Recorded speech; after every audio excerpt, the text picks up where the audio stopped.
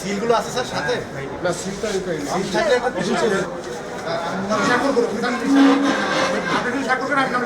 আল্লাহর রহমতে এখনো পরিস্থিতি অনেক ভালো। আমরা সবাই সুন্দরভাবে মালামাল বিতরণ শুরু করছি, শেষও করতে পারবো ইনশাআল্লাহ।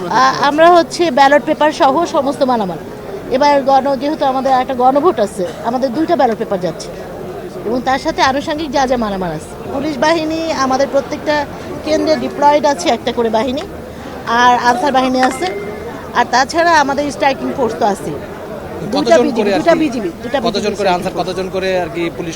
এক একটা কেন্দ্রের অবস্থা বুঝে আনসার দেওয়া হয়েছে। হ্যাঁ, এই সংখ্যাটা এই মুহূর্তে আমি বলতে পারবো না, এটা আনসার ভিডিপি অফিস থেকে ডিপ্লয়েড করছে তো, তবে আসেন না। আর স্ট্রাইকিং ফোর্স আছে, বিজিবি স্ট্রাইকিং ফোর্স আছেন 2টা, আমাদের ম্যাজিস্ট্রেট আছে 4জন এবং জুডিশিয়াল ম্যাজিস্ট্রেট আছেন 2জন। এখন পর্যন্ত আমি বুঝছি না, কারণ আমাদের 12 আসনের পরিস্থিতি আল্লাহর রহমতে অনেক ভালো। আমরা এখনো কোনো চ্যালেঞ্জের সম্মুখীন হইনি।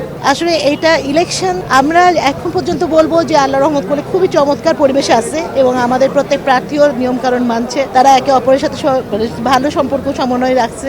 আচ্ছা, ইলেকশনের দিন বোঝা যাবে, তবে আমরা আশাবাদী যে কোনো সমস্যা হবে না। পেপসোডেন্ট চার্মিচেক 12 ঘন্টা জীবাণুদের সাথে লড়াই করে দিবে ক্যাবিন থেকে সর্বাধিক সুরক্ষা ইনশাআল্লাহ।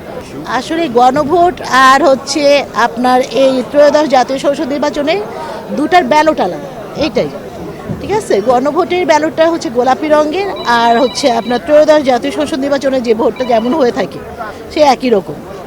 আপনাদের এখানে 12 আসনে আমার 15 জন প্রার্থী আছে, যার কারণে আমাদের ব্যালটের পরিমাণটা বেশি হয়েছে, বড় হয়েছে ব্যালটটা, যেহেতু 15 জন প্রার্থী।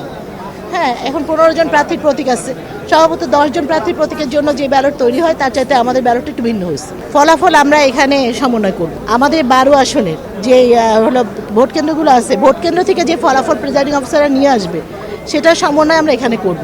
তার সাথে আমাদের পোস্টাল ব্যালট, আপনারা তো জানেন পোস্টাল ব্যালটের একটা বিষয় আছে, সেটা রিটার্নিং অফিসারের কার্যালয়ে যে সমন্বয় হয়, তারপর মূল রেজাল্টটা আসবে, চূড়ান্ত রেজাল্ট।